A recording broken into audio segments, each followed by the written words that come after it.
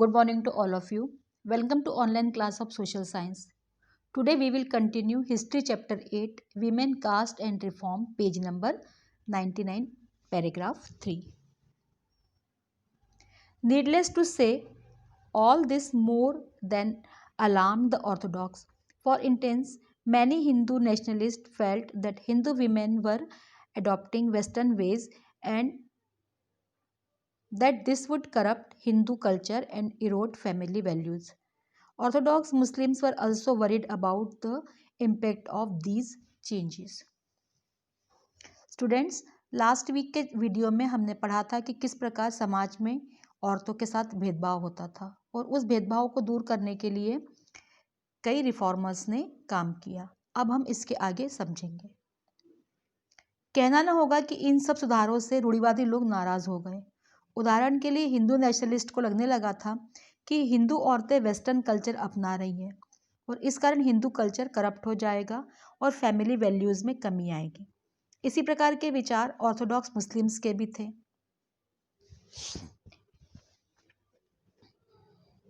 As you can see, by the end of 19th century, women themselves were actively working for reform. They wrote books, edited magazines, founded schools and training centers, and set up women's associations. From the early 20th century, they formed political pressure groups to push through laws for female suffrage, the right to vote, and better health care and education for women. Some of them joined various kinds of nationalist and socialist movements from the 1920s. 19th century के आखिर तक स्वयं महिलाएं भी इन सुधारों के लिए काम करने लगी थी। उन्होंने पुस्तकें लिखी, मैगजीन्स पब्लिश की, स्कूल्स, ट्रेनिंग सेंटर्स और महिला संगठनों की स्थापना की। 20th सेंचुरी की शुरुआत में महिलाएं फीमेल सफरेज मीन्स महिलाओं को मताधिकार, बेटर हेल्थ केयर और एजुकेशन के लिए कानून बनाने के लिए पॉलिटिकल प्रेशर ग्रुप्स बनाने लगी थी। 1920s के डिकेड से कुछ औरतों ने अलग अलग प्रकार के नेशनलिस्ट और सोशलिस्ट मूवमेंट में भी हिस्सा लिया। In the 20th century, leaders such as Jawaharlal Nehru and Subhash Chandra Bose lent their support to demands for greater equality and freedom for women. Nationalist leaders promised that there would be full suffrage for all men and women after independence. However, till then, they asked women to concentrate on the anti-British struggle. 20th century में जवाहरलाल नेहरू और सुभाष चंद्र बोस जैसे leaders ने महिलाओं के लिए और अधिक समानता और स्वतंत्रता की डिमांड का समर्थन किया। नेशनलिस्ट लीडर्स ने प्रॉमिस किया कि स्वतंत्रता प्राप्ति के बाद सभी पुरुषों और महिलाओं को वोट देने का अधिकार दिया जाएगा, लेकिन तब तक औरतों को anti socialist, anti British struggle पर ध्यान देने को कहा गया। Now come to the page number 100. Caste and social reforms. Some of the social reformers we have been discussing also criticized caste inequalities. Ram Mohan Roy translated an old Buddhist text that was critical of caste. The Prarthana Samaj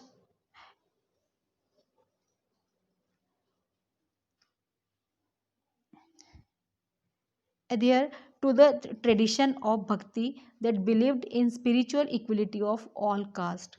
In Bombay, the Paramhans Mandali was founded in 1840 to work for the abolition of caste. Many of these reformers and members of reform associations were people of upper caste. Often in secret meetings, these reformers would violate caste taboos on food and touch in an effort to get rid of the hold of caste prejudice in their lives. जिन social reformers का जिक्र किया गया है उसमें से कुछ cast inequalities के भी विरोधी थे। राममोहन रॉय ने एक पुराने बुद्धिस्ट ग्रंथ का ट्रांसलेशन किया जो जाति व्यवस्था की आलोचना करता था। प्रार्थना समाज भक्ति परंपरा का समर्थन करता था और सभी जातियों की स्पिरिचुअल इक्वलिटी में विश्वास करता था। 1840 में बम्बई में जाति व्यवस्था के उन्मूलन के लिए परमहंस मंडली की स्थापना की गई। इसमें से कई सुधारक ऊंची कास्ट को बिलोंग करते थे।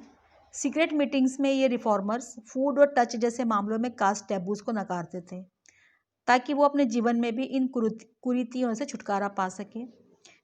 कई लोग ऐसे थे जो जाति आधारित सोशल ऑर्डर को अपोज करते थे। Sorry. There were also others who questioned the injustices of the caste social order. During the course of the 19th century, Christian missionaries began setting up schools for tribal groups and lower caste children. These children were thus equipped with some resources to make their way into a changing world. कई लोग ऐसे थे जो जाति आधारित social order को oppose करते थे।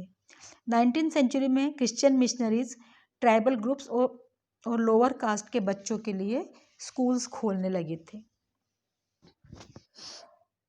At the same time the poor began leaving their villages to look for jobs that were opening up in the cities. There was work in the factories that were coming up and jobs in municipalities.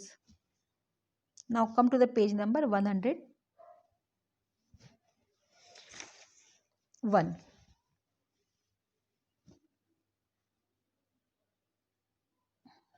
The expansion of cities in chapter 6. Think of the new demands of labor. This created drains had to be dug, roads laid, buildings constructed, and cities cleaned. This required coolies, diggers, carriers, bricklayers, sewage cleaners, sweepers, palki bearer, rickshaw pullers. Where did the labor come from? The poor from the villages and small towns, many of them from low caste, began moving to the cities where there was a new demand for labor. Some also went to work in plantations in Assam, Mauritius, Trinidad, and Indonesia. Work in the new locations was often very hard, but the people from low caste, saw this as an opportunity to get away from the oppressive hold that upper caste landowners exercised over their lives and the daily humiliation they suffered.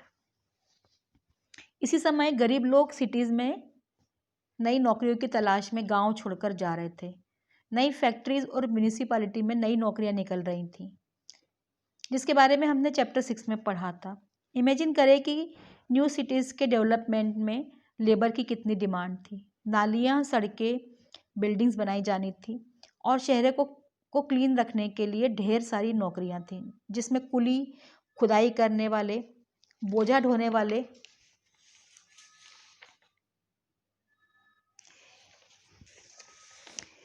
ईंटें बनाने वाले, sewage cleaners, sweepers, rickshaw चलाने वाले शामिल थे। यह labour कहाँ से आया? गांवों और छोटे शहरों से गरीब लोग काम की तलाश में शहरों की ओर जाने लगे थे। इसमें से कई लोअर कास्ट के लोग भी थे। कुछ लोग असम, मॉरिशस, त्रिनिदाद और इंडोनेशिया के प्लांटेशंस में काम करने चले गए। नई जगहों पर वर्किंग कंडीशंस बहुत हार्ड थी, लेकिन गरीब और लोअर कास्ट के लोगों के लिए उनके गांवों में अपर कास्ट जमींदारों के शोषण से छुटकारा पाने का एक अवसर था।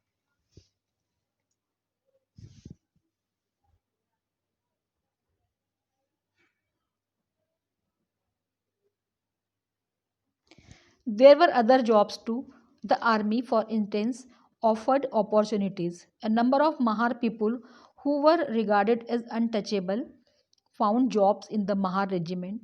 The father of B.R. Ambedkar, the leader of the Dalit movement, taught at an army school. कुछ दूसरी नौकरियां भी थी। उदाहरण के लिए आर्मी में कुछ जॉब्स थे, जैसे महार जाति के लोग जिन्हें अनटचेबल समझा जाता था, उन्हें आर्मी की महार रेजिमेंट में काम मिला था। Doctor B.R. अम्बेडकर के पिता एक आर्मी स्कूल में पढ़ाते थे। Now come to the next page. Demands for equality and justice.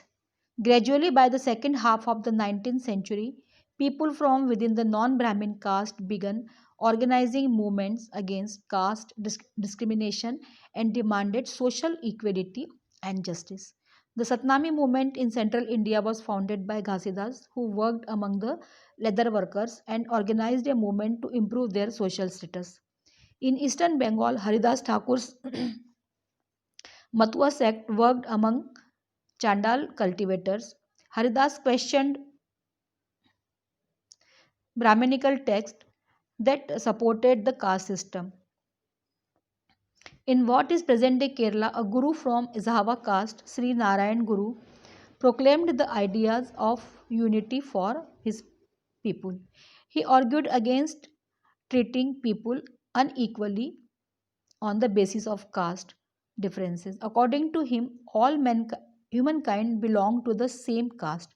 One of his famous statements was Oru Jati, Oru Matam, Oru Devam, Manush, Manushanu. One caste, one religion, one God for humankind. 19th century के second half में non Brahmin caste में से लोग caste discrimination के against आवाज़ उठाने लगे थे. उन्होंने सोशल इक्वलिटी और जस्टिस की मांग करते हुए मूवमेंट शुरू कर दिए थे. सेंट्रल इंडिया में घासीदास ने लेदर वर्कर्स की दशा सुधारने के लिए सतनामी मूवमेंट की शुरुआत की. ईस्टर्न बंगाल में हरिदास ठाकुर ने चांडाल कल्टिवेटर्स के लिए काम किया. आज के केरला में एजावा कास्ट के श्री नारायण गुरु ने अपने लोगों के बीच एकता का आदर्श रखा. उन्होंने जाति के आधार पर भेदभाव का विरोध किया. उनके अनुसार सभी मानवता की एक ही जाति है. उनका एक फेमस स्टेटमेंट था, मानवता की एक जाति, एक धर्म और एक ईश्वर. All these sects were founded by leaders who came from non-Brahmin caste and worked among them. They tried to change those habits and practices which provoked the contempt of dominant caste.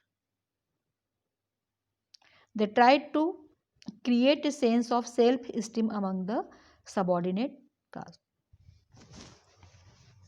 इन सभी sects की स्थापना non ब्राह्मण जाति के लोगों ने की थी जो उन्हीं के बीच काम करते थे. उन्होंने उन आदतों और तरीकों को बदलने की कोशिश की जो डोमिनेंट कास्ट का अपमान करने के लिए उकसाती थी. उन्होंने सबॉर्डिनेट कास्ट के में स्वाभिमान का भाव जगाने का प्रयास किया.